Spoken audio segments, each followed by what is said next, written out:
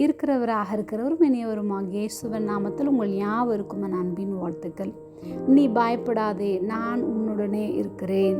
ஏசாயா 41:10. நீ பயப்படாதே, நான் உன்னுடனே இருக்கிறேன். திகையாதே, நான் உன் தேவன். நான் உன்னை பலப்படுத்தி உனக்கு சகாயம் பண்ணுவேன். என் நீதியின் வலது கரத்தினால் உன்னை தாங்குவேன்.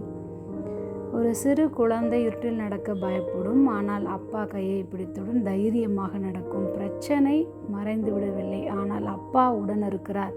அதுபோலதான் தேவன் நான் உன்னோடு இருக்கிறேன் என்று சொல்லுகிறார். என்னால் முடியவில்லை என்று சொல்லும் நேரத்தில் தேவன் நம் மனதில் தைரியத்தையும் அளிக்கிறார். கண்ணீர் விட்டு நாம் மீண்டும் எழுந்து நிற்க பலம் தருகிறார். அதுவே தேவன் கொடுக்கும் பலம். நடக்க முடியாமல் தடுமாறுகிற ஒருவரை யாராவது தாங்கி பிடிப்பது போல நாம் மனதளவில் உடைந்து போகும்போது தேவன் நம்மை விடாமல் பிடித்து கொள்கிறார்.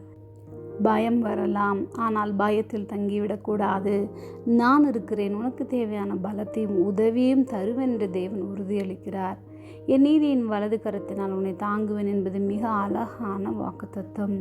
வலது கரம் என்றால் வேதாகமத்தில் வல்லமை, பாதுகாப்பு, ஜெயம், தேவனுடைய உறுதியான ஆதரவு ஆகியவற்றை குறிக்கின்றது. தாங்குவேன் என்றால் நீ விழுந்து விடாமல் பிடித்து கொள்வேன் என்பதாகும். ஒரு சிறு குழந்தை நடக்கும் போது தடுமாறினால் அப்பா கையை பிடித்து தாங்குவார்.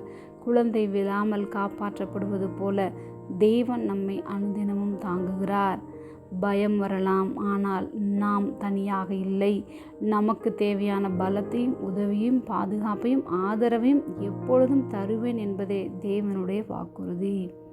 ஜெபம். அன்பின் பரம தகப்பனே, எப்பொழுதும் எங்களோடு கூட இருக்கிறவரே, நாங்கள் பயப்படும் நேரங்களில் எங்களை பலப்படுத்தி உமது வலது கரத்தினால் தாங்கி நடத்தும்.